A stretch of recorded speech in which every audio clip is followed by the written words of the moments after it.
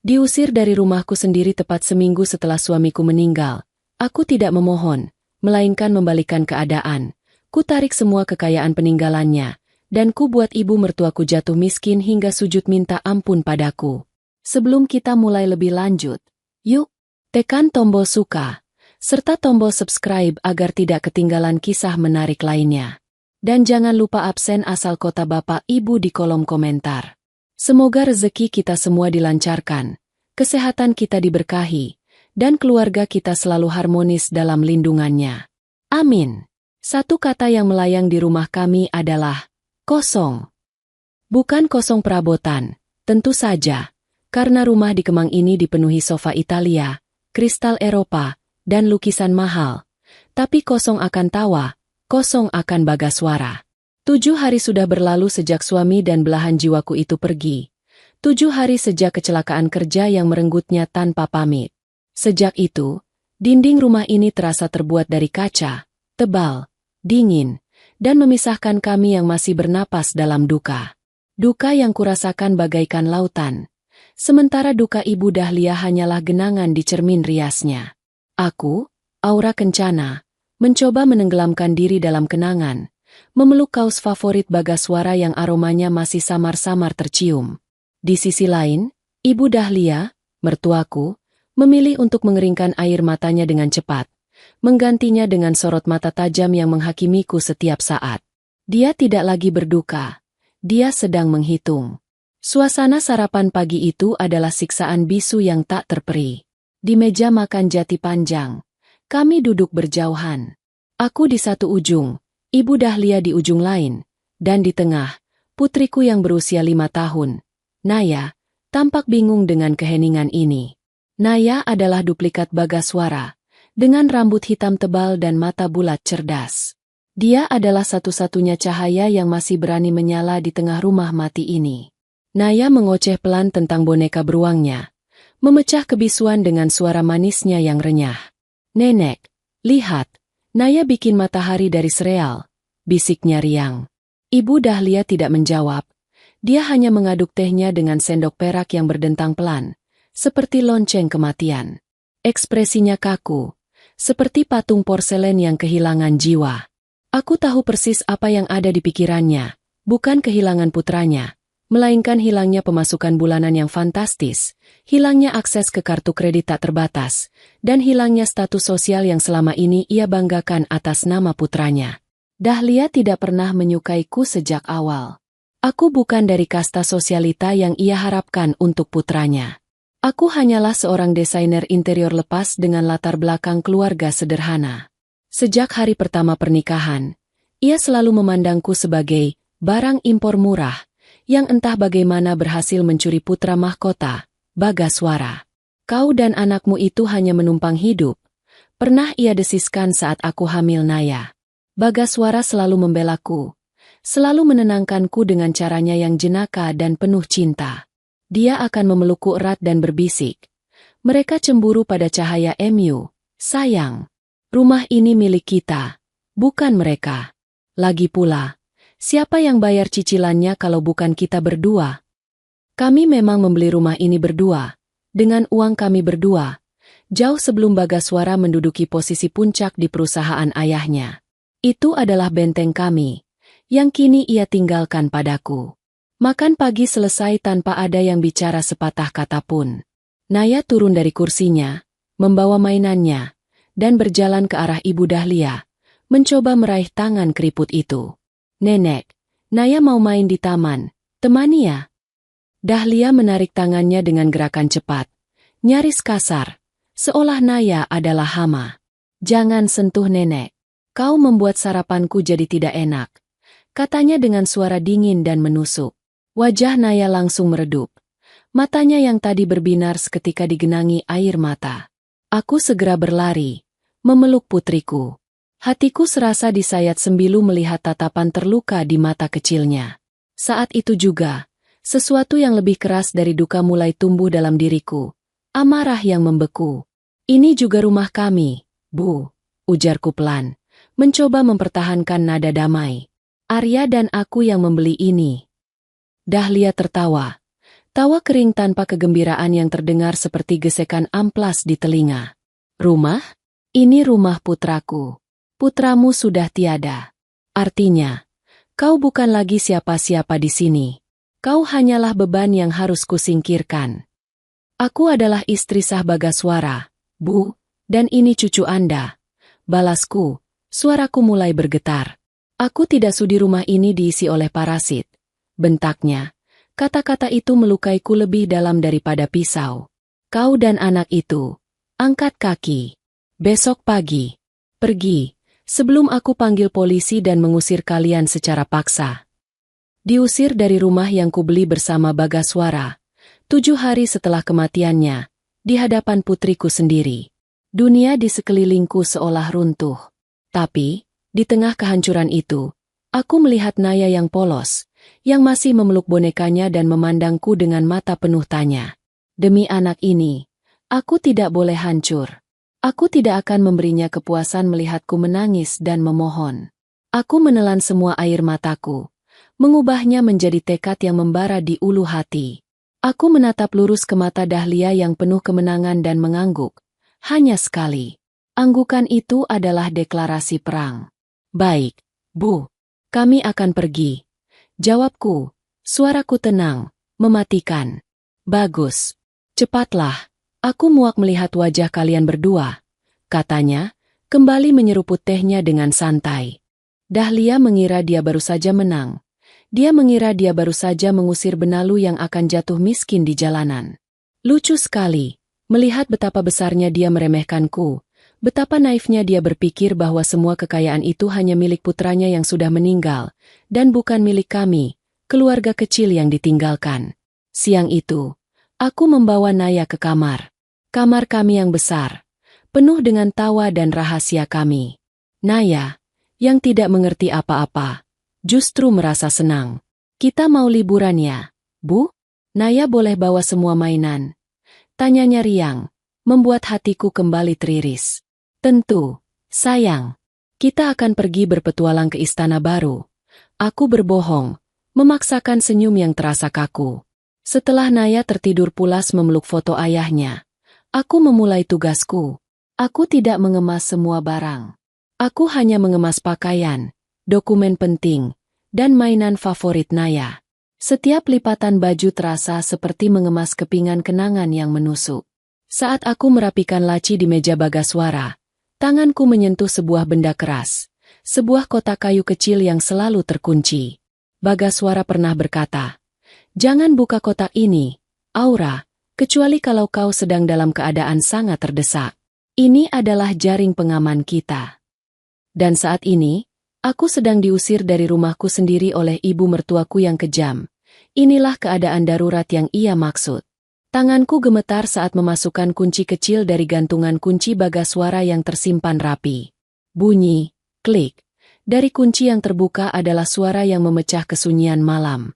Di dalamnya, tersusun rapi, beberapa buku tabungan dari bank berbeda, sertifikat investasi jangka panjang, dan sebuah amplop tebal. Aku membuka buku tabungan satu persatu, dan mataku terbelalak melihat nominal yang tertera. Angka-angka itu jauh lebih besar dari yang kuperkirakan. Suamiku ternyata seorang perencana ulung yang diam-diam membangun benteng finansial untuk kami. Kemudian, aku mengambil amplop tebal itu. Di luarnya tertulis, "Untuk istriku, cahaya hidupku, Aura." Surat Bagaswara adalah air mata yang kuizinkan tumpah untuk pertama dan terakhir kalinya malam itu. Dia meminta maaf karena gagal menua bersama. Memohon aku untuk kuat demi Naya, dan yang paling penting, dia menulis, "Aku tahu sifat ibuku. Jika suatu saat kau merasa tidak dihargai, jika dia mencoba menguasaimu, jangan pernah ragu untuk pergi. Uang ini adalah milikmu dan Naya sepenuhnya. Semua aset ini sudah kurus secara hukum. Gunakan untuk membeli rumah yang nyaman di tempat yang kau suka, jauh dari bayangan masa lalu yang kelam. Kau adalah ratu, sayang, dan kau berhak atas istanamu." Air mataku yang tadi karena duka, kini berubah menjadi air mata kekuatan dan rasa syukur. Suamiku bahkan dari alam baka, masih berdiri tegak di sampingku, menjagaku dan putri kami. Ini bukan sekadar uang. Ini adalah senjata. Di tengah malam itu, aku menemukan sebuah kunci yang tertera logo bank swasta eksklusif. Itu adalah kunci safe deposit box. Ini adalah petunjuk terakhir darinya. Dahlia pasti hanya tahu soal rekening bank konvensional dan properti ini. Dia tidak tahu tentang peti harta karun yang sebenarnya. Aku melipat surat itu, menyimpan semua dokumen, dan menutup kotak kayu itu dengan mantap. Rasa takutku lenyap, digantikan oleh rencana yang dingin dan terstruktur. Aku tidak akan pergi sebagai korban yang tersingkir. Aku akan pergi sebagai janda yang memegang kendali penuh. Aku menatap Naya yang tertidur pulas. Ayahmu adalah pahlawan kita, sayang. Dan ibu akan menjadi nahkoda kapal kita, bisikku. Aku menyelesaikan pengepakan sebelum fajar, tidak tidur sedetik pun. Energi amarah dan tekad membuatku terjaga. Pukul 6 pagi, aku membangunkan Naya. Ayo, jagoan. Waktunya kita mulai petualangan, kataku, kini dengan senyum yang tulus. Kami turun ke ruang tengah. Aku mendorong 3 koper besar dan Naya membawa ransel kecilnya. Dahlia sudah duduk di ruang tamu, dengan secangkir kopi panas, menanti. Dia menikmati kemenangan yang ia sangka sudah ia raih. Oh, bagus. Kupikir kau akan menangis dan memohon pagi ini. Ejeknya. Nada suaranya santai dan penuh superioritas. Tidak, Bu. Jawabku tenang. Menatapnya lurus tanpa berkedip. Kami pergi. Kami tidak akan pernah kembali. Cepatlah. Aku harus membersihkan rumah ini dari aura sial. Katanya, menyuruhku buru-buru. Saat aku membuka pintu depan, Naya berbalik ke arah neneknya dan melambaikan tangan dengan riang. Dadah nenek. Naya mau pergi ke istana baru. Nanti Naya kirim foto. Wajah Dahlia yang kaku sempat bergetar. Terkejut mendengar kata, istana baru. Tetapi ia segera menguasai diri. Ia hanya mendengus kasar dan langsung membalikkan badan. Berjalan cepat kembali ke kamarnya dan membanting pintu. Tidak ada pelukan perpisahan. Tidak ada ucapan selamat tinggal untuk cucunya. Dahlia ingin aku pergi. Aku memberinya kepergian itu. Di luar, udara pagi yang sejuk menyambutku. Aku memesan taksi online. Naya dan aku duduk di atas koper. Menunggu. Ibu, kenapa nenek marah? Tanya Naya. Matanya yang bulat kembali memancarkan kebingungan. Nenek tidak marah. Sayang. Nenek hanya sangat sedih. Orang dewasa kadang jadi aneh kalau sedang sedih. Jawabku, memilih kebohongan yang paling lembut. Mobil taksi tiba. Setelah barang-barang dimasukkan, aku memberikan alamat tujuanku, Bank Swasta Cakrabuana, pusat kota. Sopir itu menatapku dari kaca spion, sedikit terkejut dengan tujuan yang tidak biasa. Saat mobil mulai melaju, aku menoleh ke belakang, menatap rumah itu untuk terakhir kalinya. Aku melihat tirai kamar Dahlia sedikit tersibak. Dia sedang mengawasi. Aku balas menatap, dan sebuah senyum sinis yang penuh janji terukir di bibirku. Selamat menikmati kemenanganmu hari ini, Bu. Karena ini adalah hari terakhir kau merasa kaya. Bisikku, bukan pada Dahlia, tapi pada diriku sendiri. Perjalanan ke bank terasa seperti perjalanan ke masa depan. Naya sibuk dengan celotehnya tentang petualangan. Sementara aku memeluk tas tangan yang berisi kunci safe deposit box dan surat wasiat Bagaswara. Gedung bank swasta Cakrabuana menjulang tinggi, terbuat dari kaca dan baja yang megah. Aku menarik napas panjang sebelum melangkah masuk. Aku masuk sebagai Aura, janda yang diusir. Aku harus keluar sebagai Aura, pemegang kendali kekayaan yang tak terduga. Aku langsung menuju meja layanan prioritas. Aku Aura Kencana. Aku ingin mengakses safe deposit box atas nama Bagaswara Adinata. Ujarku tenang, suaraku memantul di ruangan yang sunyi dan ber-AC itu. Tak lama, seorang pria berjas rapi menyambutku. Namanya Pak Pranata. Dia adalah manajer cabang. Selamat datang, Bu Aura. Saya turut berduka cita. Katanya tulus, mengantarkanku ke ruang privat. Setelah memeriksa dokumen dan surat wasiat Bagaswara yang telah disahkan, Pak Pranata mengangguk. Pak Bagaswara benar-benar seorang perencana yang sangat teliti. Bu, Semua sudah diatur untuk Anda dan Nona Naya. Dia membuka safe deposit box di hadapanku. Di dalamnya, ada berkas-berkas properti, surat-surat saham perusahaan, dan obligasi pemerintah. Jumlahnya luar biasa. Jauh melebihi apa yang ada di buku tabungan. Inilah benteng utama yang disiapkan Bagaswara. Aku ingin menarik semua dana likuid dari rekening gabungan, mencairkan obligasi yang jatuh tempo, dan memindahkan semua saham serta aset ini ke rekening baru, atas namaku pribadi, di bank yang berbeda, ujarku lugas. Aku tidak mau bertele-tele. Aku tidak boleh terlihat bingung atau lemah. Pak Pranata sedikit terkejut, melihat kecepatan dan ketegasanku, tapi dia profesional. Tentu, Bu. Untuk mencairkan asetnya, kami butuh waktu 1x24 jam. Apakah Ibu memiliki rencana lain yang bisa saya bantu? Ya, jawabku, tersenyum dingin. Aku akan menginap di Hotel Bintang 5 di dekat sini. Besok, semua dana itu harus sudah siap kugunakan. Aku menghabiskan hari itu dengan Naya di hotel mewah, mengajaknya berenang dan makan makanan lezat, membiarkannya menikmati ketenangan sebelum badai yang kusiapkan. Malamnya, aku duduk sendiri, menatap kartu bank baru di tanganku. Di dalamnya ada kekayaan yang akan menjamin hidupku.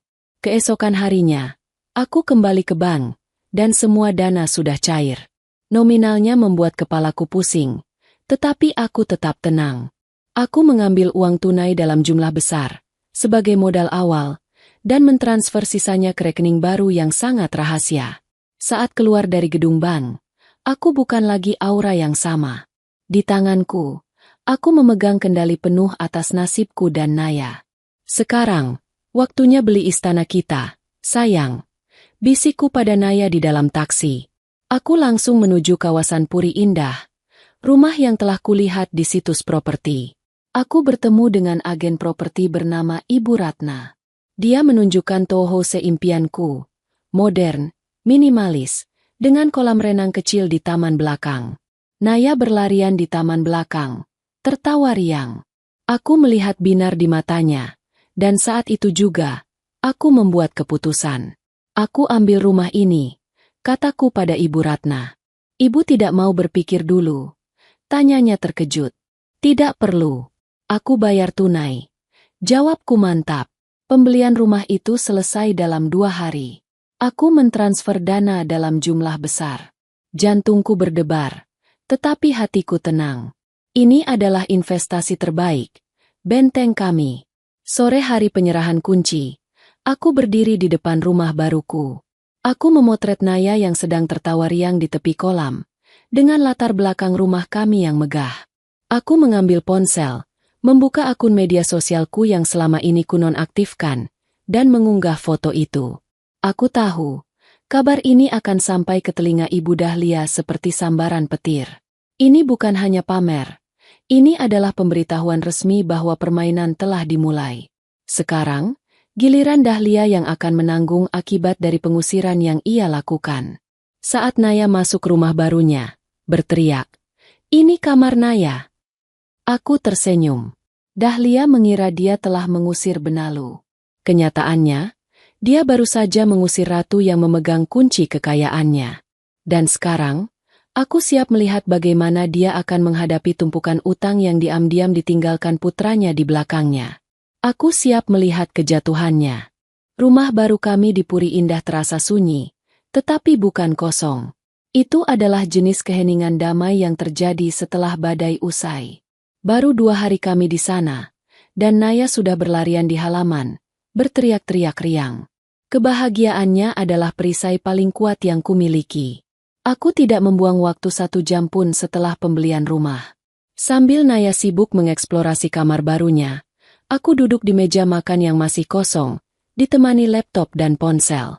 Aku harus menyusun strategi finansial sebelum Dahlia menyadari betapa konyolnya kesalahannya.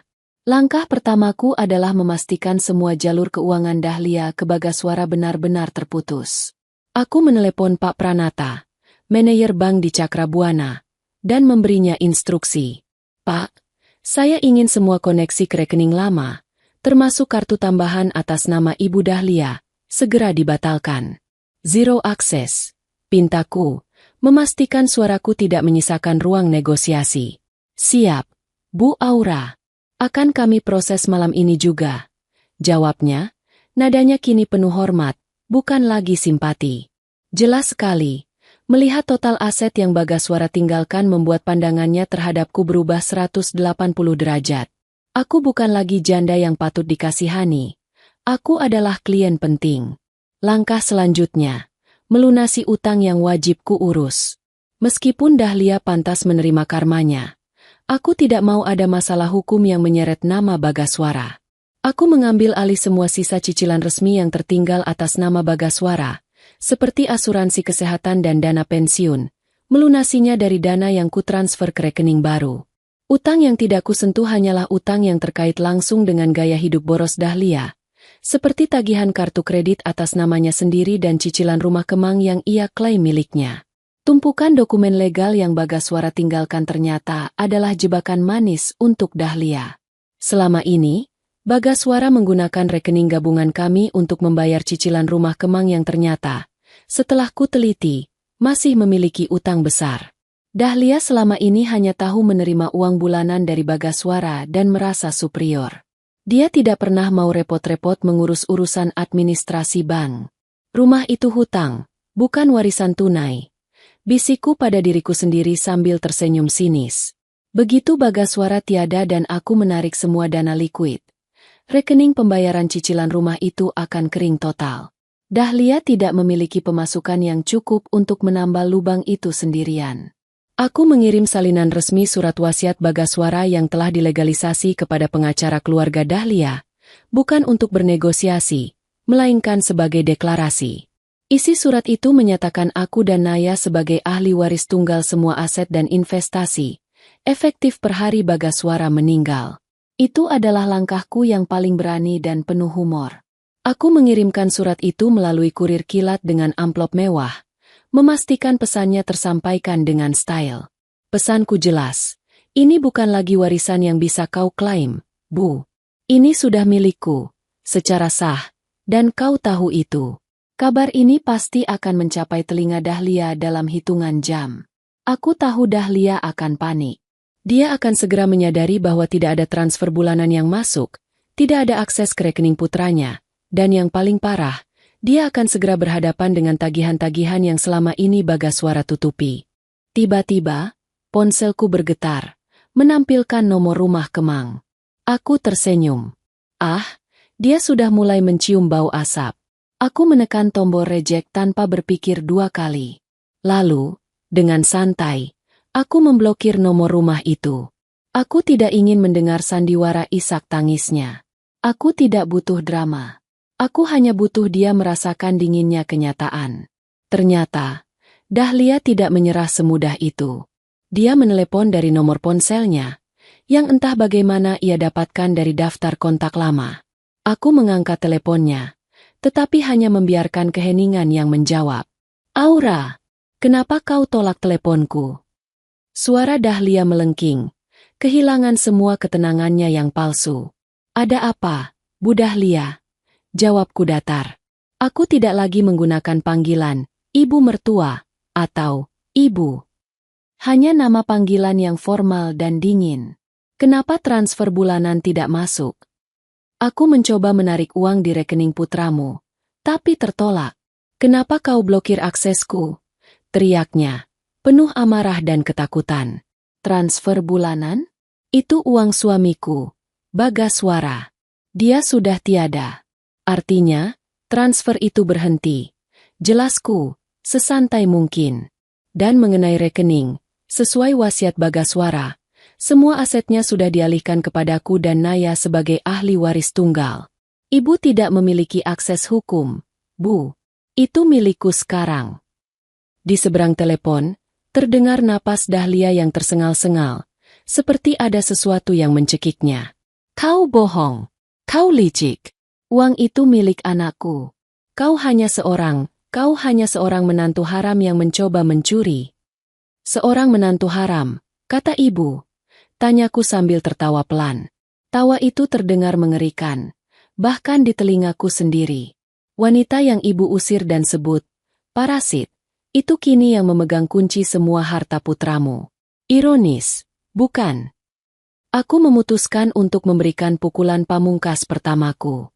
Oh ya, Bu, dan mengenai cicilan rumah Kemang itu, aku tidak akan membayarnya lagi. Aku punya rumah baru, yang sudah lunas. Sekarang, itu urusan ibu dengan bank. Selamat menikmati hasil panen, Bu Dahlia. Sebelum ia sempat mengeluarkan kata-kata makian lain, aku memutus sambungan dan segera memblokir nomor itu juga. Aku tidak akan memberinya kesempatan untuk menguras energiku. Perasaanku lega, seperti baru saja membersihkan sampah yang menumpuk di jiwaku. Aku berdiri, merentangkan tangan, dan berjalan ke jendela besar rumah baruku. Di luar, Naya sedang bermain air di kolam renang mini dengan wajah penuh kegembiraan.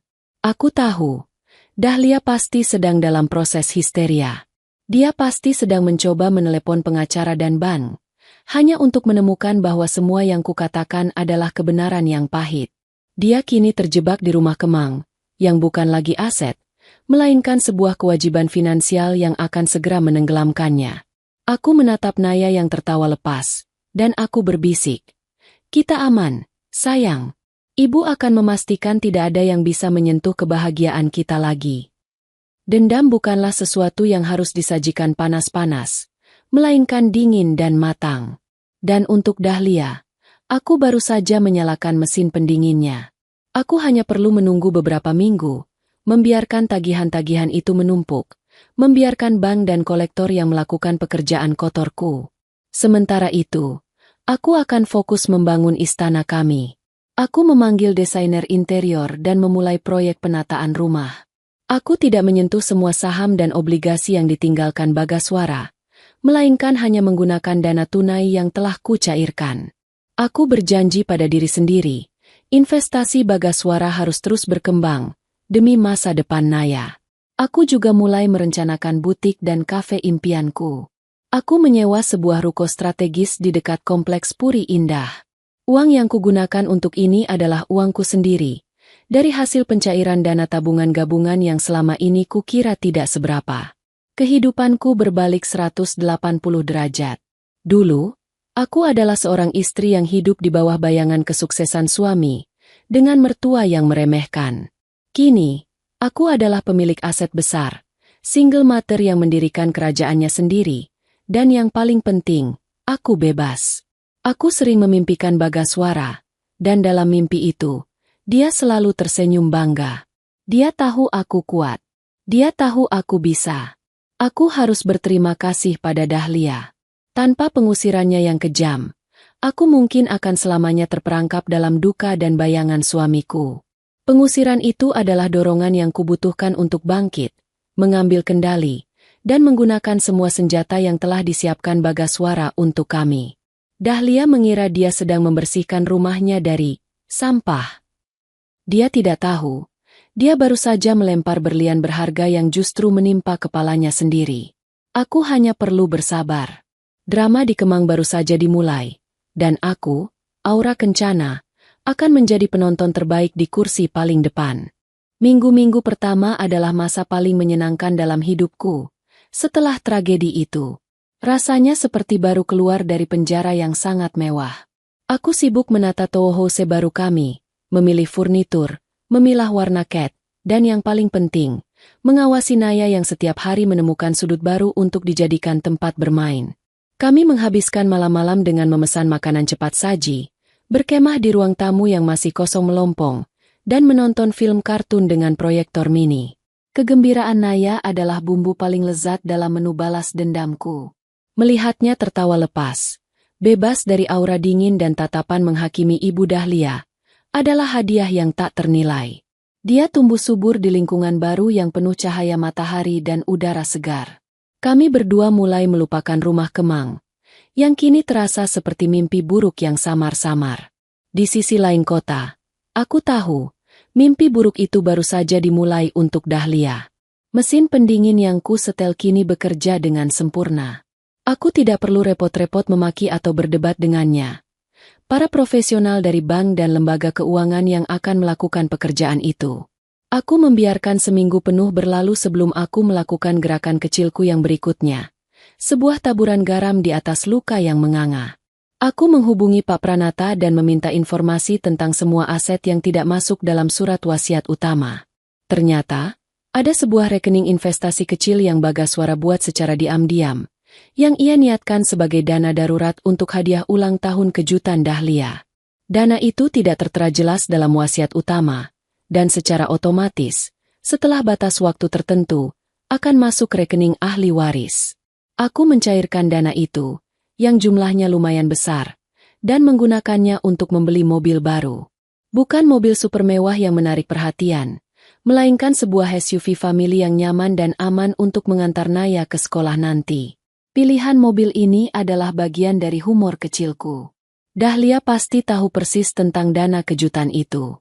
Bagaswara sering membocorkannya dengan nada bercanda.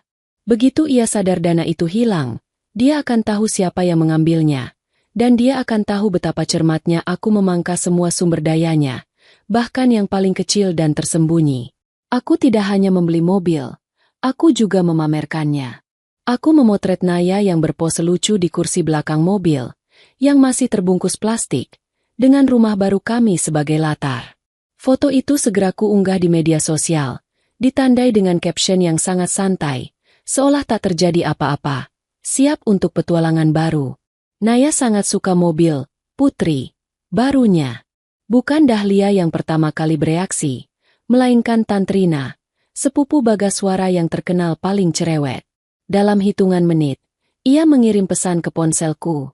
Aura, gila kamu, kau beli rumah dan mobil baru? Dari mana uangnya? Dahlia histeris. Katanya kau mencuri semua harta Arya. Aku membalasnya dengan sangat sopan, tetapi lugas. Tante, Bagaswara meninggalkan amanah yang jelas. Dahlia memutuskan untuk mengusir kami. Jadi aku menjalankan amanah suamiku. Kami pindah ke rumah kami sendiri, yang dibeli dari hasil kerja keras Bagaswara untuk putri kami. Tante, tolong sampaikan ke Bu Dahlia, aku tidak mencuri. Aku hanya mengambil hakku. Dan sekarang, urusan utang di Kemang adalah urusan Bu Dahlia sendiri. Tantrina pasti terdiam, karena ia tidak membalas lagi. Aku tahu, kabar ini akan menyebar di lingkaran sosialita Dahlia seperti api. Dalam waktu singkat, semua orang akan tahu bahwa Dahlia mengusir menantu dan cucunya, dan akibatnya, ia kini harus menanggung semua utang sendirian. Reputasinya akan hancur lebur bahkan sebelum ban mulai bergerak. Di Kemang, Dahlia pastilah sedang berada di puncak amarahnya. Teleponnya ke pengacara pasti sia-sia, dan teleponnya ke bank pasti hanya membuahkan ancaman. Para pengacara akan mengatakan wasiat itu sah. Bank akan mengatakan tagihan itu nyata. Dan para mantan kolega Bagaswara akan mengatakan, maaf, itu urusan pribadi keluarga. Aku membayangkan wajahnya yang memerah, rambutnya yang acak-acakan, saat ia menyadari tidak ada satupun bantuan yang datang. Selama ini, dia hidup dalam gelembung status sosial palsu, mengira bahwa koneksi dan uang putranya akan selalu melindunginya. Sekarang, gelembung itu pecah.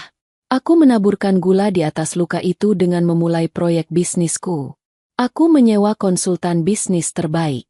Butik pakaian anak dan kafeku, yang ku beri nama Istana Langit Naya, mulai dibangun.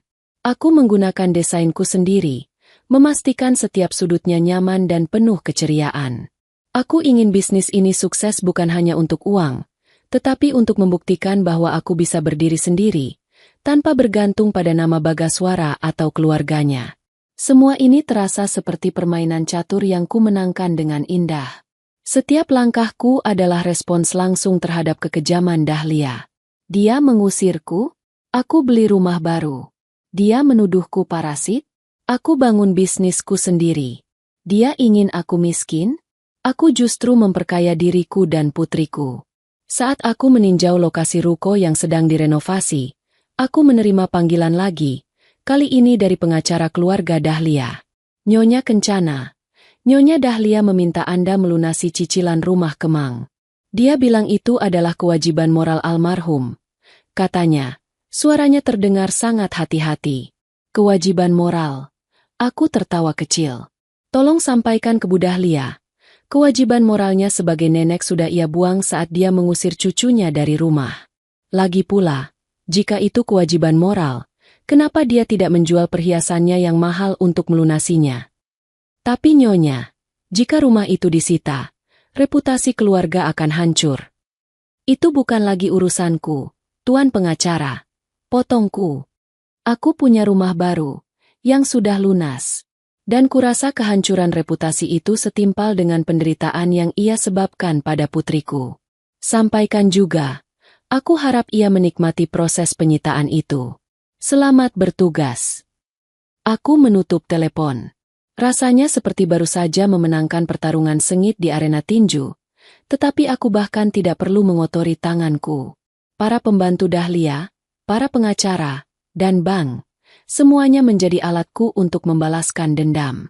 Beberapa hari kemudian, Naya dan aku sedang mencoba salah satu resep kue coklat untuk kafe, saat bel rumah berbunyi. Seorang kurir mengantarkan paket. Itu adalah surat resmi dari bank, ditujukan ke alamatku. Isinya adalah surat pemberitahuan tunggakan cicilan rumah Kemang, yang sudah masuk bulan ketiga. Ternyata, bank sudah mulai mengirimkan surat peringatan ke semua pihak yang terkait dengan properti itu, termasuk aku sebagai mantan pemilik gabungan. Aku tersenyum puas. Aku tahu surat seperti ini pasti sudah menumpuk di meja ruang tamu Dahlia, tetapi surat-surat itu datang tanpa Bagaswara yang menanganinya, tanpa uang yang menutupinya. Aku menyimpan surat itu di laci. Aku tidak akan bertindak apa-apa. Aku hanya akan membiarkan waktu yang melakukan pekerjaannya. Aku menatap Naya yang wajahnya belepotan adonan coklat. Ibu harus mempekerjakanmu sebagai tester kue, sayang, kataku sambil tertawa. Enak, Bu. Kayak di istana. Serunya riang. Aku memeluknya. Inilah istana kami. Dan di luar sana, seorang wanita sedang menghadapi keruntuhan hidupnya, bata demi bata. Dan aku, Aura Kencana, tidak akan bergeming sedikit pun. Aku telah menaburkan garam dan gula. Garam untuk luka Dahlia, dan gula untuk kebahagiaan putriku. Keseimbangan kosmis telah tercapai. Hari-hari berlalu dengan irama yang menenangkan, dipenuhi bauket baru, suara palu tukang, dan celoteh riang Naya. Kontras dengan kekacauan yang kutahu pasti sedang terjadi di Kemang. Aku sibuk sekali, mengurus izin usaha Istana Langit Naya, memilih kain untuk butik, dan mencari koki yang andal untuk kafe. Aku bekerja keras, bukan karena keharusan finansial, tetapi karena kebutuhan untuk membuktikan bahwa aku tidak pernah menjadi parasit.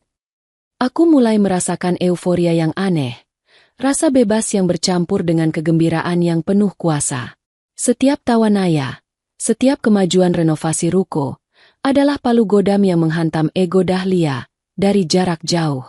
Aku tidak perlu berada di sana untuk melihatnya menderita. Aku hanya perlu melihat laporan bankku yang terus membengkak dan rencana bisnisku yang mulai matang. Dahlia tidak lagi mencoba meneleponku. Ia pasti sudah menyadari betapa sia-sianya. Nomornya, baik yang rumah maupun ponsel, telah kublokir permanen. Kini, komunikasiku dengannya hanya terjadi melalui media sosial yang kugunakan sebagai etalase kebahagiaan kami, dan melalui perantara yang tidak kuminta.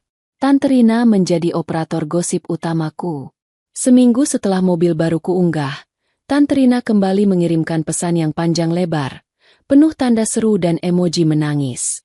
Tentu saja, aku tidak merespons pesannya secara langsung, tetapi kubaca dengan saksama. Pesan itu berisi kabar buruk bagi Dahlia, dan kabar baik bagiku. Ibu Dahlia sekarang sering didatangi penagih utang. Katanya ada tagihan kartu kredit yang menumpuk, belum lagi pinjaman pribadi untuk biaya sosialita yang selama ini Bagaswara tutupi. Rumah Kemang sudah menerima surat peringatan ketiga. Bank sudah mulai mengirimkan tim penilai aset. Aku tersenyum puas. Sialan, bisikku pada diri sendiri. Dia pikir dia bisa hidup seenaknya dengan uang Bagaswara, tanpa pernah tahu dari mana uang itu berasal. Satu hal lucu yang ku dengar dari Tante Rina adalah upaya Dahlia menjual perhiasan berliannya. Dahlia mencoba menjual berlian warisan keluarga yang selama ini ia banggakan, Tetapi ternyata berlian itu tidak bisa menutupi 1/10 pun dari total utang yang menunggunya. Dia terlalu sombong untuk menjualnya di toko biasa, tetapi terlalu miskin untuk menutupi utangnya. Aku membiarkan Tantrina terus mengirimkan kabar buruk, tanpa pernah membalas, sehingga ia merasa menjadi penyampai berita eksklusifku. Ini adalah caraku menjaga jarak dan tetap mendapatkan informasi.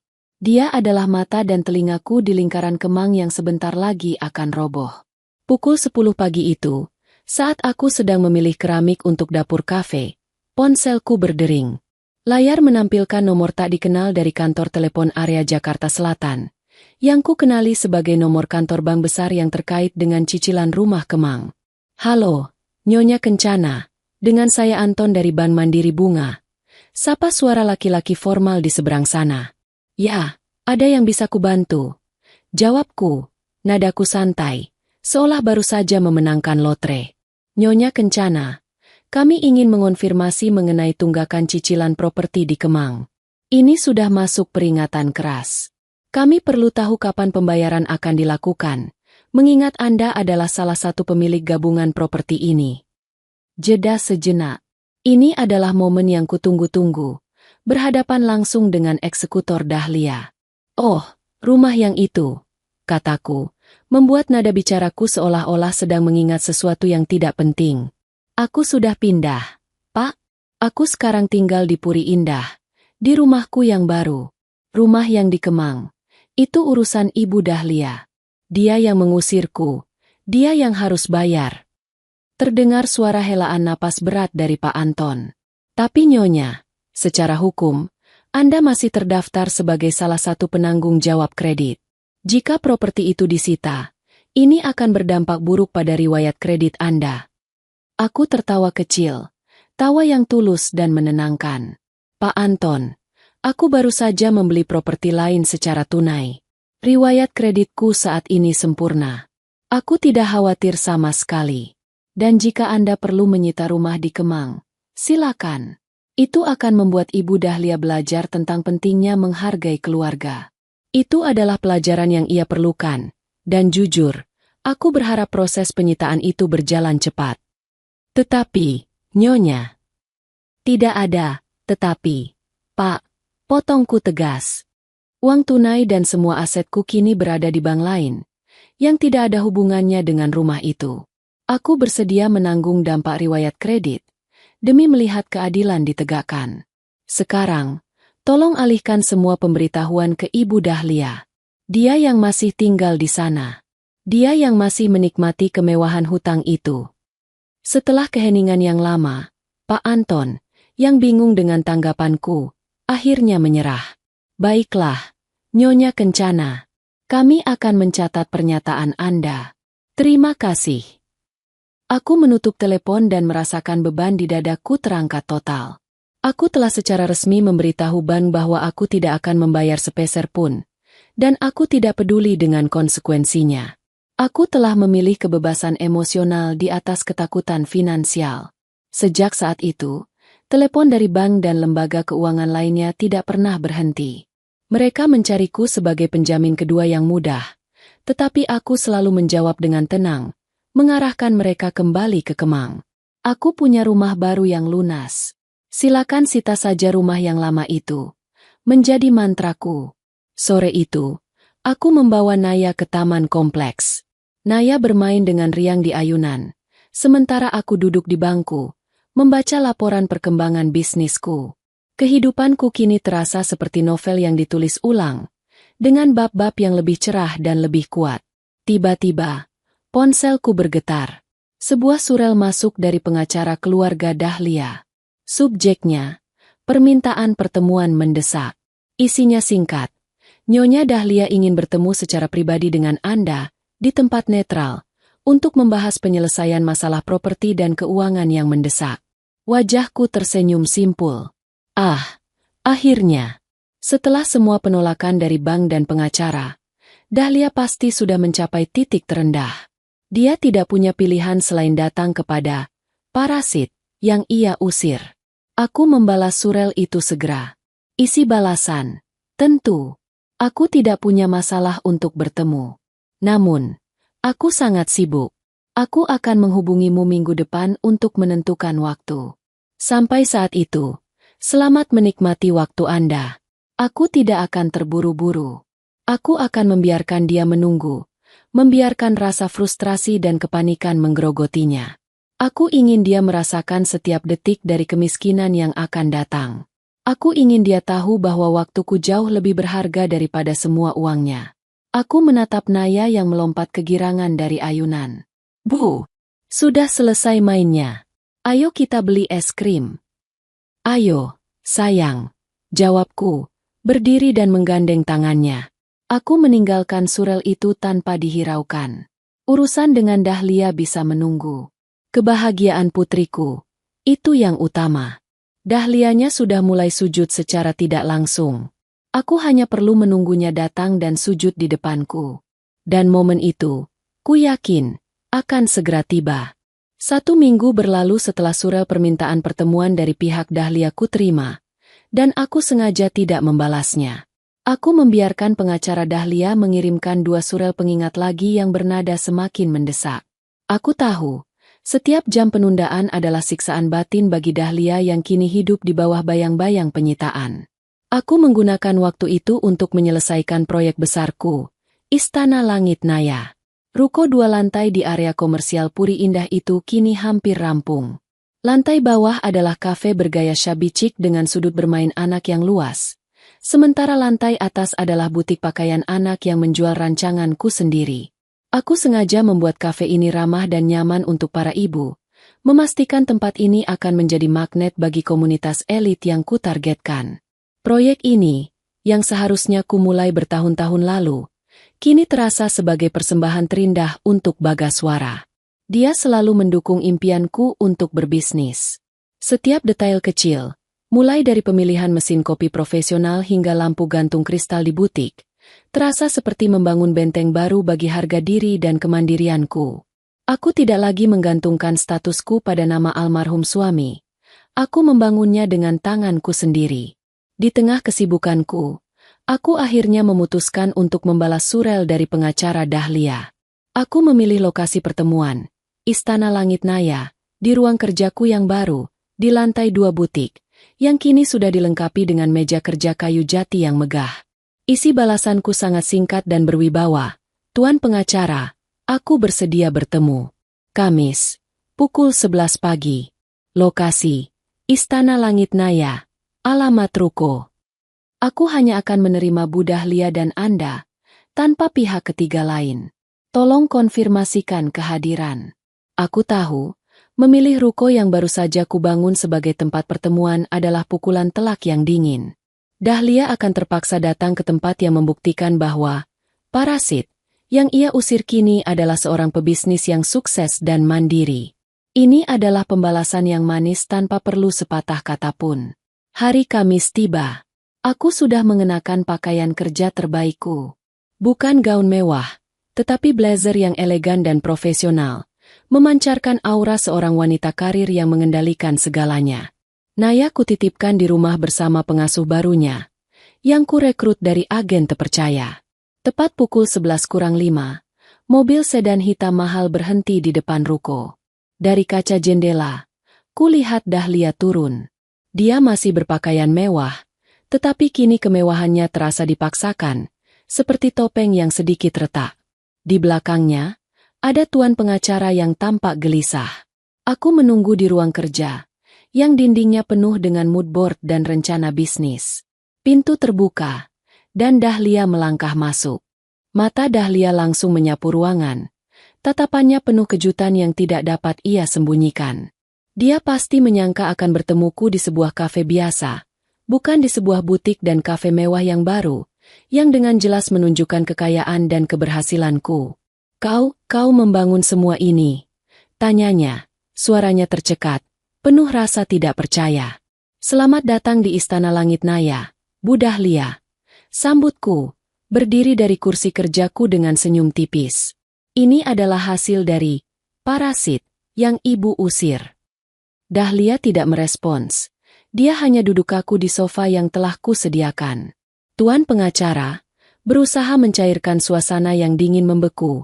mulai berbicara. Nyonya Kencana, terima kasih sudah menerima kami. Kami di sini atas permintaan Nyonya Dahlia untuk mencari solusi damai mengenai properti di Kemang. Solusi damai? Tanyaku, menyandarkan diri di kursiku. Aku menatap lurus ke mata Dahlia yang kini menghindari pandanganku. Aku sudah menawarkan solusi damai sejak hari itu, yaitu dengan tidak mengusirku. Sekarang, aku tidak tertarik pada kata damai. Aku hanya tertarik pada keadilan. Dahlia akhirnya mengangkat wajahnya. Keangkuhan yang dulu ku kenal kini berganti dengan keputusasaan yang kentara. Matanya sedikit merah, bukan karena menangis, tapi karena kurang tidur dan stres. Aura, aku mohon, katanya. Suaranya tiba-tiba berubah memelas. Ini adalah langkah taktisnya. Sandiwara yang ku tahu ia pasti mainkan. Aku tahu aku salah. Aku hilaf. Kehilangan Bagaswara membuatku gila. Aku minta maaf. Demi Bagaswara, tolong jangan biarkan rumah itu disita. Itu adalah peninggalan satu-satunya dari putraku. Peninggalan yang ibu buang bersamaku. Potongku cepat. Peninggalan yang cicilannya selama ini dibayar oleh rekening yang kini sudah ku kosongkan. Ibu ingin aku menyelamatkan properti itu? Dengan uang siapa? Dengan uang putramu. Itu juga hakku sebagai ibunya. Aku tidak meminta semua, Aura. Hanya cukup untuk melunasi cicilan yang tertunggak dan menutupi utang-utangku yang mendesak. Pintanya, kini dengan nada menuntut yang samar-samar kembali muncul. Aku mengambil cangkir kopiku, menyesapnya perlahan, menikmati aroma pahitnya yang kuat. Aku ingin memperlambat waktu, membuat setiap detik terasa menyakitkan baginya. Tuan pengacara hanya bisa melihat ke lantai, jelas merasa sangat tidak nyaman. Bu Dahlia, kataku. Meletakkan cangkir itu kembali dengan bunyi denting yang nyaring. Aku akan jujur. Aku tahu ibu tidak pernah tulus. Permintaan maaf ibu tidak datang dari hati, melainkan dari rasa takut dan kantong yang kosong. Aku punya bukti transferku, yang kukirimkan ke bank lain. Lanjutku. Aku bisa melunasi cicilan rumah Kemang sekarang juga, bahkan tanpa menjual selembar saham pun. Uangku, uang Bagaswara untuk Naya. Lebih dari cukup. Wajah Dahlia langsung berbinar penuh harapan. Kalau begitu, Aura, tolonglah. Namun, aku tidak akan melakukannya. Potongku, senyumku menghilang, digantikan oleh ekspresi dingin dan serius. Aku tidak akan membuang sepeser pun uang Bagaswara untuk menyelamatkan rumah yang ibu gunakan untuk mengusir cucu ibu sendiri. Rumah itu, bagiku, adalah simbol rasa sakit. Aku harap bank segera menyitanya. Harapan di wajah Dahlia seketika padam, digantikan oleh kemarahan yang membara. Kau perempuan jahat. Kau sengaja melakukan ini. Kau ingin melihatku hidup di jalanan. Aku hanya ingin ibu belajar. Jawabku tenang. Aku ingin ibu tahu rasanya diusir. Dan aku ingin ibu tahu rasanya melihat aset yang ibu klaim jatuh ke tangan orang lain. Itu adalah harga yang harus ibu bayar untuk menyebut Naya, parasit. Dan jangan khawatir, ibu tidak akan hidup di jalanan. Dahlia menatapku dengan mata penuh kebencian, tetapi tuan pengacara segera menahannya. Nyonya Dahlia, mohon tenang. Aku berdiri. Tuan pengacara, tolong sampaikan ke bank bahwa aku, Aura Kencana, tidak akan membayar cicilan properti Kemang. Biarkan proses penyitaan berjalan. Dan untuk Ibu Dahlia, kataku, menatapnya dari atas. Aku tidak memberikan uang. Tapi aku berjanji, aku akan memastikan ibu tidak sampai tidur di jalanan. Karena aku tidak ingin Bagaswara di surga melihat ibunya menderita. Aku akan membiarkan ban menyita rumah itu, menjual perabotan ibu yang mahal, dan setelah semua selesai, aku akan memberimu sesuatu. Sebuah bantuan, bukan karena cinta, tapi karena Bagaswara. Sekarang, pertemuan selesai. Dahlia menatapku dengan mata nanar. Ia menyadari ia telah kalah telak. Ia tidak mendapatkan uang, dan ia akan kehilangan rumahnya. Tetapi aku menjanjikan bantuan yang membuat ia terjebak. Ia harus bersabar, menerima kehinaan penyitaan, hanya untuk mendapatkan belas kasihanku di akhir. Dahlia keluar dari butikku dengan langkah berat. Diapit oleh tuan pengacara yang pucat. Mereka meninggalkan bau parfum mahal dan keputusasaan yang pekat.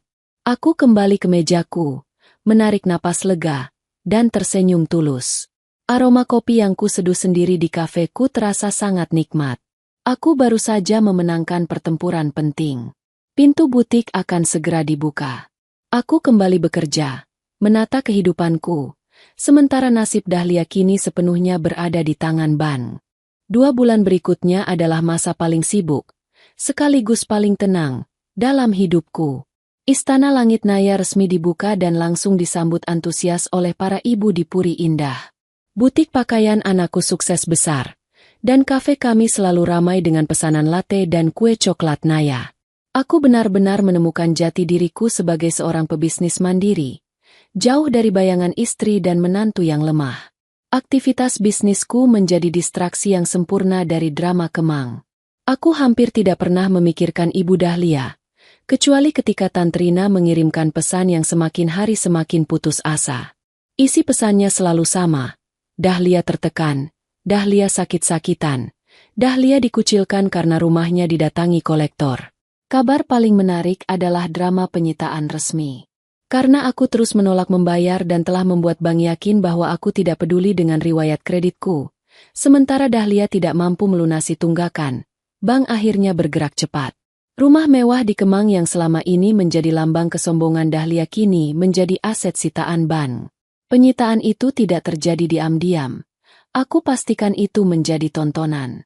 Tantrina bercerita, bank mengirim tim yang sangat formal dan pengacara, lengkap dengan petugas keamanan, untuk mengunci rumah dan menempelkan papan pengumuman lelang. Para tetangga yang selama ini diacuhkan oleh Dahlia kini menyaksikan kejatuhannya di siang bolong. Dahlia tidak hanya kehilangan rumah, ia juga kehilangan martabatnya di depan lingkaran sosialitanya. Rumah yang ia banggakan, yang ia klaim sepenuhnya miliknya, kini disegel oleh bank. Perhiasan dan barang-barang mewah yang masih tertinggal di dalamnya ikut disita sebagai jaminan. Satu hal yang tidak pernah kuduga, Dahlia melawan. Dia mengunci diri di rumah selama 2 hari, menolak keluar, hingga akhirnya polisi harus datang untuk mengevakuasinya secara paksa. Aku mendengar detail ini dari Tantrina, yang mengirim pesan suara penuh histeria. Kau harus lihat, Aura. Ibu Dahlia menangis di depan pintu. Dia berteriak-teriak mengatakan kau merebut semuanya. Dia bilang kau wanita iblis. Tawaku pecah mendengar pesan suara itu. Aku wanita iblis yang dia usir. Bisikku pada diri sendiri. Setelah rumah Kemang kosong, Dahlia menjadi pengungsi. Tantrina bercerita, Dahlia sempat mencoba menumpang di rumah beberapa kerabatnya. Tapi keangkuhan, sifat pemarahnya yang tidak berubah, dan kebiasaannya menyalahkan orang lain membuat ia tidak betah dimanapun. Kau tidak bisa menyalahkan Aura. Kau yang mengusirnya, Suci. Aku membayangkan suara para kerabat Dahlia yang akhirnya muak, meniru apa yang selama ini kukatakan. Tak lama kemudian, Tantrina melaporkan bahwa Dahlia menyewa sebuah kamar kos kecil di daerah pinggiran kota yang kumuh. Ini adalah kejatuhan yang sempurna. Dari mensah mewah di Kemang, kini ia harus tidur di kamar sempit, sendiri, tanpa pelayanan, dan tanpa satupun asisten rumah tangga yang biasa melayaninya. Semua ini terjadi dalam waktu kurang dari 5 bulan sejak Bagaswara meninggal. Aku tidak merasakan rasa puas yang membara, melainkan ketenangan yang mendalam. Aku merasa utang budiku pada almarhum suami sudah lunas. Aku telah melindungi Naya dan diriku, sekaligus memberikan pelajaran yang mahal kepada orang yang mencoba menghancurkan kami.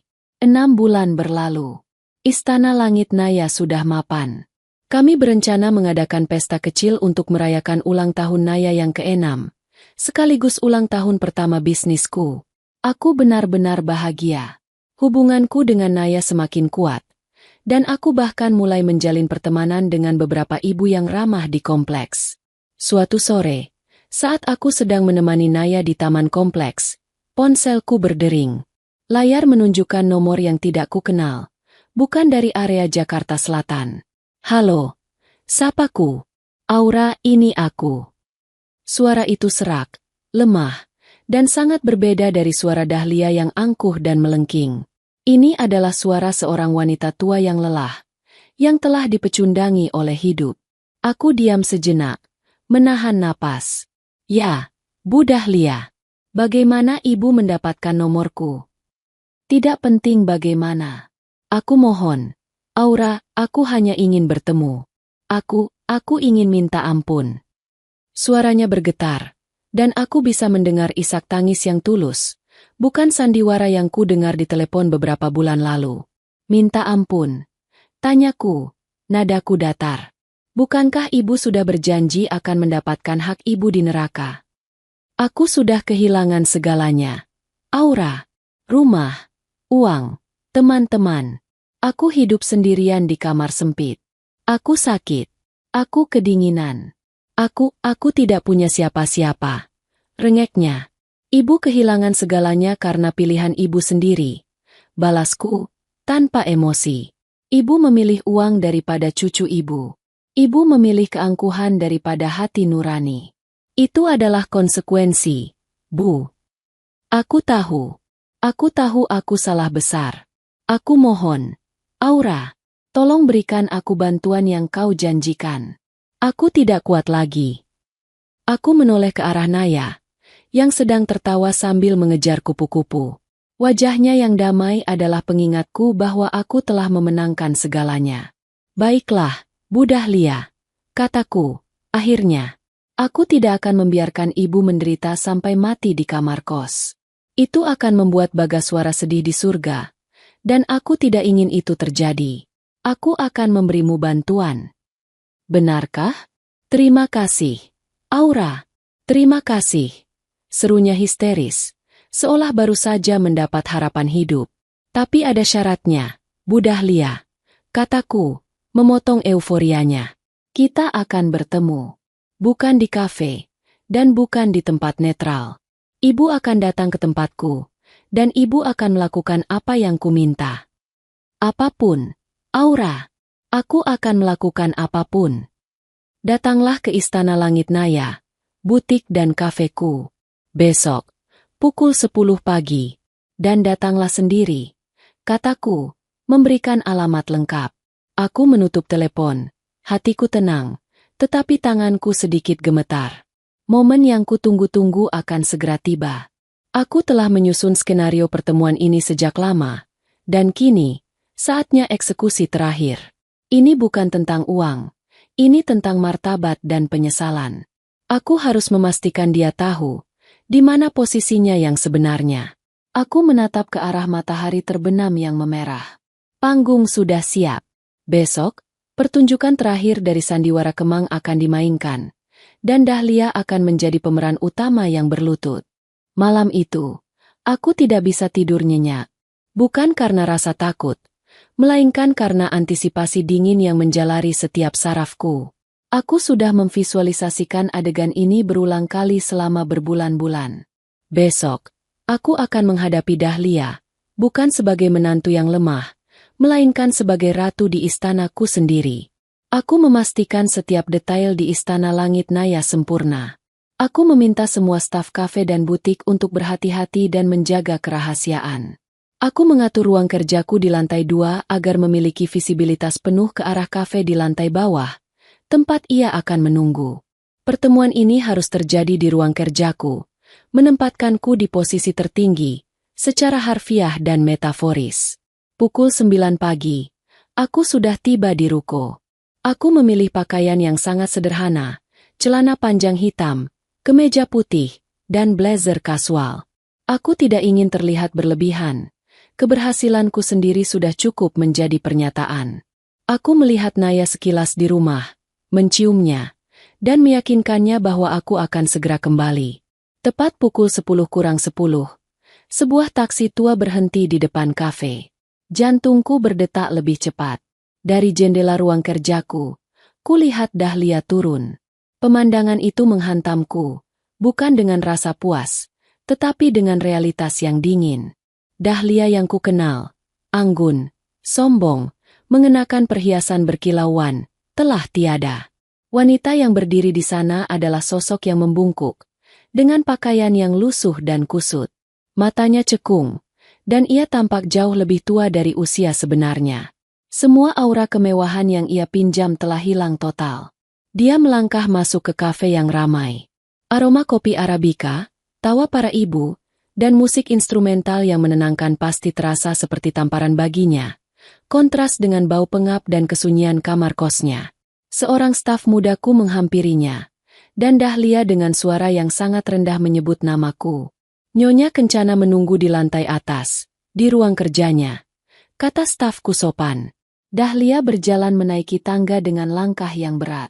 Setiap anak tangga terasa seperti pengakuan atas kejatuhannya. Aku menunggunya di depan pintu ruang kerjaku. Tanganku terlipat di depan dada. Saat dia melihatku, langkahnya terhenti. Matanya yang sayu menatapku, menatap ruang kerjaku yang elegan, menatapku yang kini berdiri tegak dan berkuasa. Ekspresinya adalah campuran antara rasa malu yang tak tertahankan, kebencian yang masih tersisa, dan harapan yang tipis. Masuk, Bu Dahlia, kataku. Nadaku tidak ramah, tetapi juga tidak kasar. Hanya netral, seperti berbicara dengan orang asing. Dia masuk dan duduk di kursi yang kutunjuk, tanpa diundang. Aku kembali duduk di belakang meja kerjaku. Posisiku sudah jelas. Aku yang memimpin. Kau terlihat sukses, bisiknya. Nadanya penuh kepahitan. Aku memang sukses, Bu. Balasku. Aku sukses karena aku bekerja keras dan tidak mengusir orang lain dari rumahnya sendiri. Dia menghela napas panjang. Semua sandiwara keangkuhan telah habis. Aura. Aku datang ke sini untuk meminta ampun, seperti yang ku katakan. Aku tahu aku salah. Aku telah kehilangan segalanya. Rumah Kemang sudah dilelang. Aku hidup dalam kemiskinan. Aku tidak punya apa-apa lagi. Aku mohon, tolonglah aku. Demi Bagaswara. Aku membiarkannya bicara, menikmati jeda yang lama sebelum ku jawab. Ibu ingin aku menolong ibu. Bantuan yang ku janjikan. Aku akan memenuhinya. Tapi ada satu hal yang harus ibu lakukan dulu. Apapun, Aura, aku akan melakukannya. Aku akan memohon maaf di depan Bagaswara jika kau mau, katanya. Tidak, aku tidak butuh sumpah palsu, kataku. Aku menunjuk ke arah sudut ruangan yang ku tinggalkan kosong. Di Kemang, ibu mengusir putriku, cucu ibu sendiri, dan menyebutnya parasit. Ibu merampas kebahagiaan anak itu. Aku ingin ibu memohon ampunan itu bukan padaku, tapi pada Bagaswara, di hadapanku. Dahlia menatapku bingung. Maksudmu, kau ingin aku sujud padamu? Tidak padaku, tapi pada apa yang ia tinggalkan. Jawabku. Aku mengambil sebuah bingkai foto yang kuletakkan tersembunyi. Itu adalah foto pernikahan kami. Bagaswara tersenyum lebar, memelukku dengan penuh cinta. Foto itu melambangkan segala yang telah ia korbankan dan ia tinggalkan. Aku ingin ibu berdiri di sudut itu, berlutut, dan sujud. Bukan di kakiku, tapi di hadapan foto putra ibu. Perintahku, suaraku rendah dan dingin. Sujud dan akui semua kesalahan ibu. Akui bahwa ibu dibutakan oleh keserakahan, dan akui bahwa ibu telah menghancurkan peninggalan paling berharga putra ibu. Wajah Dahlia berubah pucat. Sujud di hadapanku adalah penghinaan terbesar bagi egonya. Itu berarti mengakui kekalahan total. Aura, aku tidak bisa, bisiknya. Matanya dipenuhi air mata penghinaan. Kalau begitu, ibu bisa keluar dari butikku sekarang juga, kembali ke kamar kos itu, dan nikmati sisa hidup ibu tanpa sepeser pun bantuan dariku. Balasku, menatapnya tanpa belas kasihan. Ini adalah harga dari penebusan ibu. Dan ini adalah satu-satunya kesempatan ibu untuk mendapatkan belas kasihanku. Dahlia ragu-ragu. Wajahnya berjuang keras antara harga diri dan kebutuhan mendesak. Dia melihatku, melihat meja kerjaku, melihat betapa nyamannya hidupku, dan ia tahu ia tidak punya pilihan. Akhirnya, dengan langkah gemetar, dia berjalan ke sudut ruangan itu. Dia membelakangiku, menghadap tembok. Aku melihatnya menarik napas dalam-dalam, menelan air liurnya. Dia berlutut. Punggungnya yang sudah bungkuk kini semakin melengkung. Bagaswara anakku. Ia mulai. Suaranya pecah. Maafkan ibu. Aku dibutakan. Aku mengusir Aura dan Naya. Aku salah. Aku kira aku berhak atas uangmu. Aku bodoh, sombong, dan serakah. Maafkan aku, anakku. Maafkan aku. Dahlia kemudian membungkuk, dan dahinya menyentuh lantai ruang kerjaku. Dia sujud, sujud yang tulus dan menyakitkan, di tempat di mana tidak ada yang melihat, kecuali aku. Isak tangisnya yang tertahan kini berubah menjadi tangisan yang keras. Tangisan penyesalan yang terlambat dan sungguh-sungguh. Aku duduk di kursiku, tanpa bergerak. Aku tidak merasakan kemenangan. Aku hanya merasakan sebuah babak yang akhirnya selesai. Penderitaannya sudah cukup. Setelah beberapa saat, Dahlia bangkit. Wajahnya basah oleh air mata dan penghinaan. Dia menatapku, kini tanpa ada sedikit pun kebencian di matanya, hanya rasa malu yang mendalam. Aku sudah melakukannya. Aura, aku mohon tolonglah aku. Pintanya. Aku mengambil sebuah amplop tebal dari laciku, dan meletakkannya di atas meja. Ambil ini, Bu Dahlia. Ini adalah uang sewa rumah yang layak untuk ibu, selama 6 bulan penuh.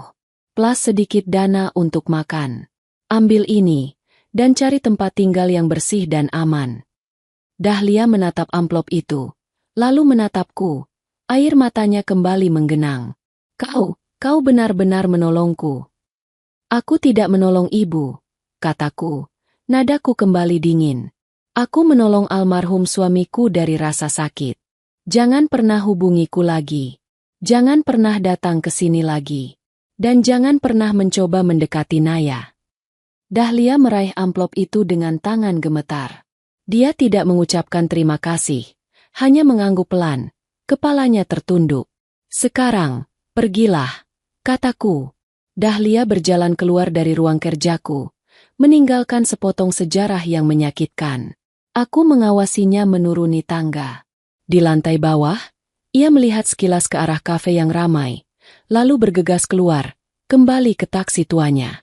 Aku duduk kembali, menghela napas panjang. Pertunjukan terakhir sudah berakhir.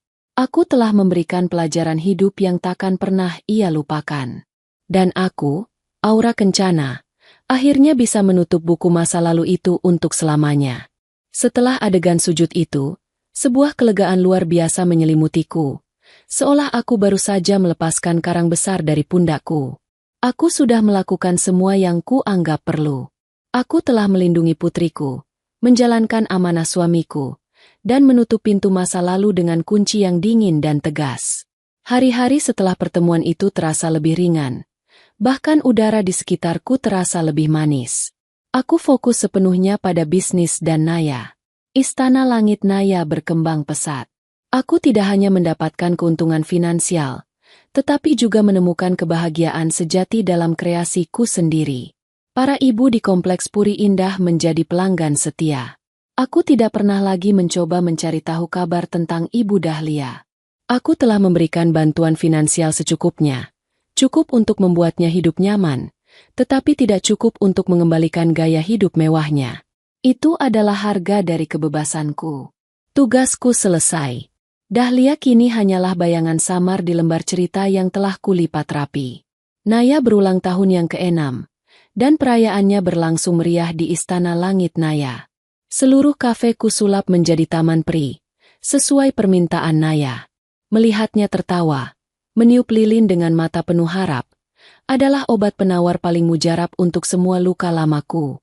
Di tengah pesta itu, aku menyadari bahwa aku tidak lagi membawa beban janda yang terbuang.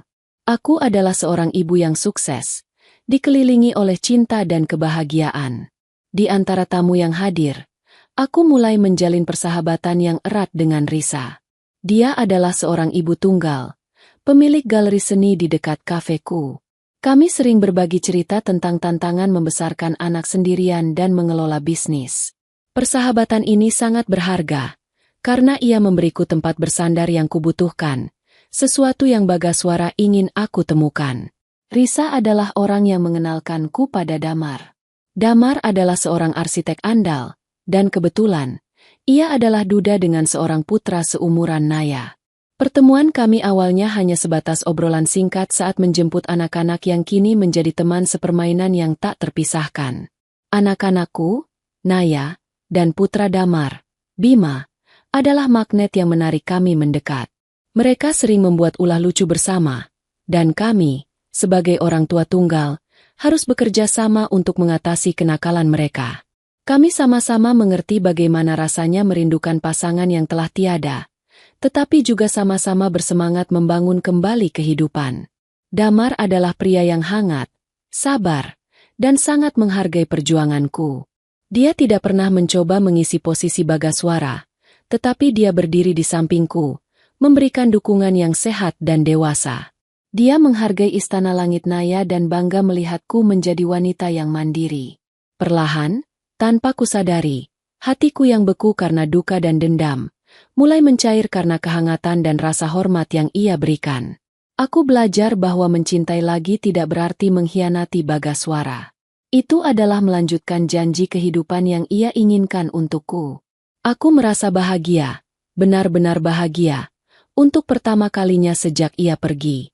Suatu hari Minggu yang cerah, Damar, Bima, Naya, dan aku berencana pergi piknik ke kebun raya di luar kota.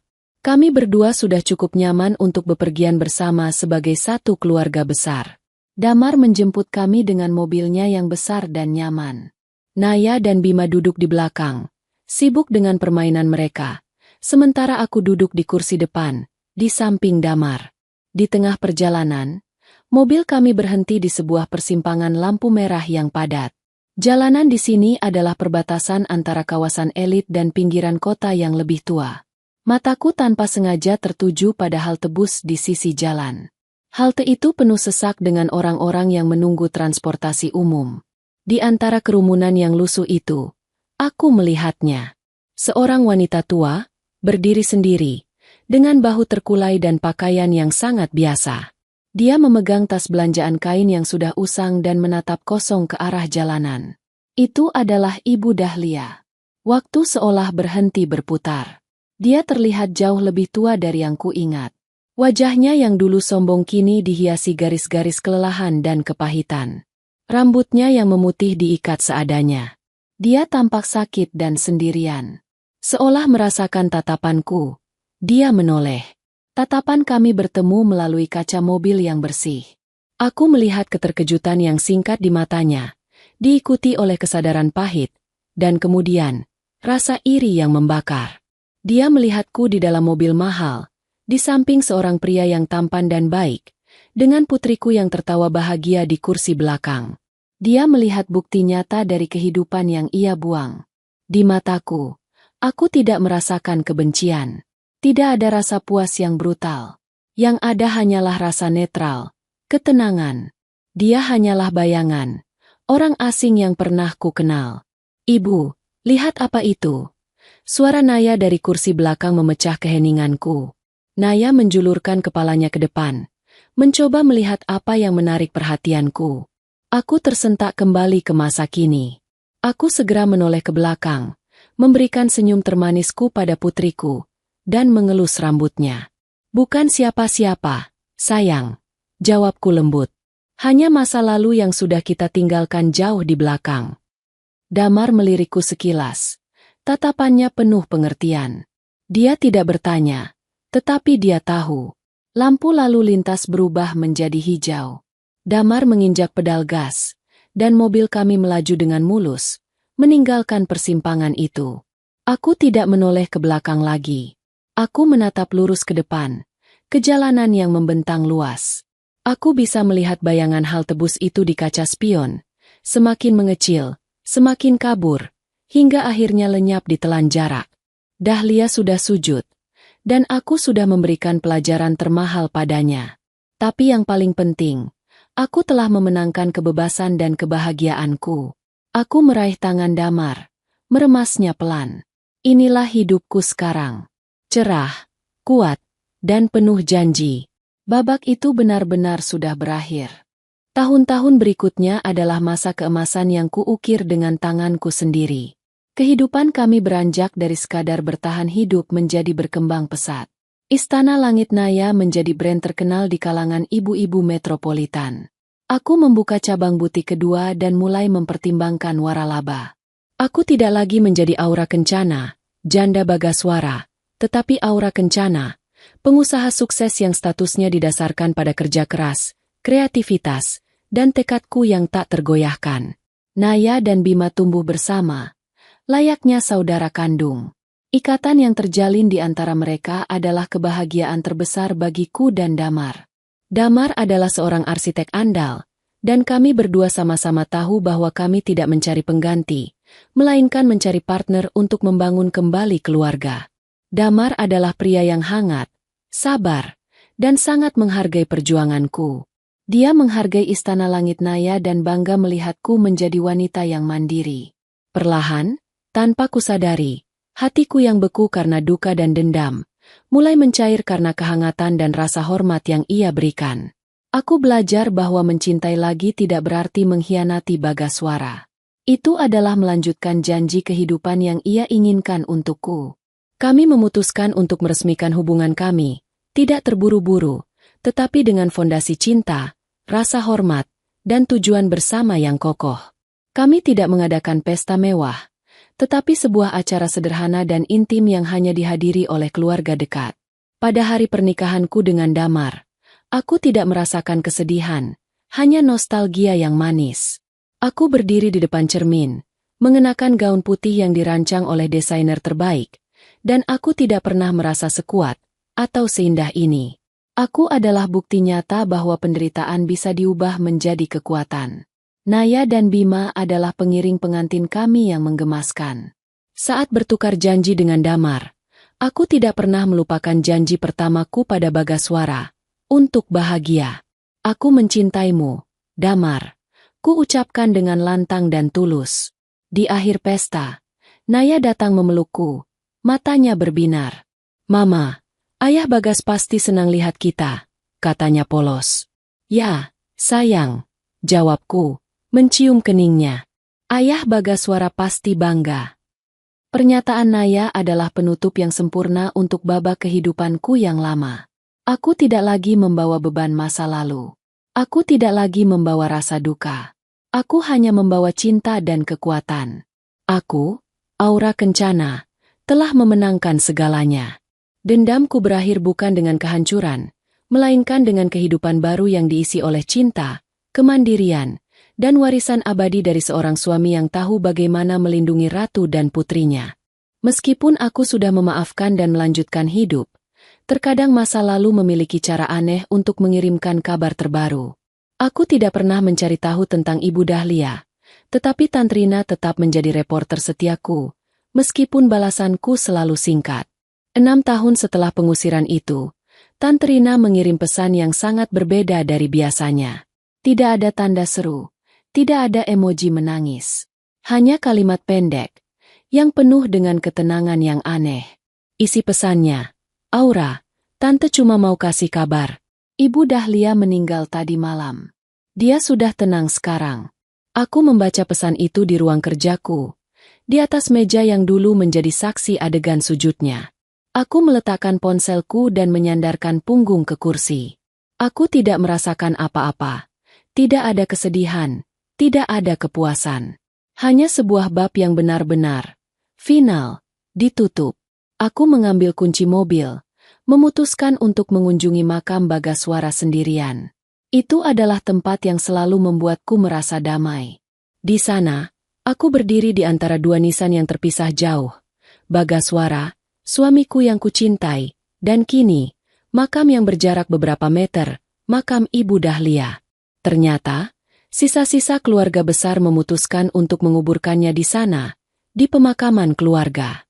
Aku menaruh bunga di nisan Bagaswara terlebih dahulu, menceritakan padanya tentang Damar, Naya, dan kebahagiaan kami. Kemudian, aku berjalan ke makam Dahlia. Aku menatap nisan itu. Nama dan tanggal lahirnya terukir di batu. Dia sudah tiada. Wanita yang pernah menjadi musuh terbesarku kini hanyalah debu. Aku tidak membawa bunga untuknya. Aku hanya berdiri, dan kemudian kuputuskan untuk mengucapkan kata-kata perpisahanku yang terakhir. Ibu Dahlia, bisikku, suaraku rendah dan hanya didengar oleh angin. Aku harap ibu menemukan kedamaian yang hilang saat Bagaswara pergi. Aku harap ibu mengerti. Aku tidak merebut kekayaan ibu. Aku hanya mengambil milikku. Dan aku harap ibu belajar, di akhir hidup ibu, bahwa cinta dan keluarga lebih berharga daripada semua uang di dunia. Aku tidak berlutut. Aku tidak menangis. Aku hanya membungkuk sedikit, sebagai tanda penghormatan terakhir pada ibu dari suamiku. Aku berbalik dan meninggalkan pemakaman itu, meninggalkan masa lalu yang berdebu dan penuh drama di belakangku. Aku tidak akan kembali lagi ke sana. Aku melangkah ke mobil, menyalakan mesin. Di kaca spion, aku melihat makam itu semakin jauh. Permainan sudah berakhir. Genderang dendam telah lama berhenti berdentum. Aku menyetel radio, dan musik ceria memenuhi mobilku.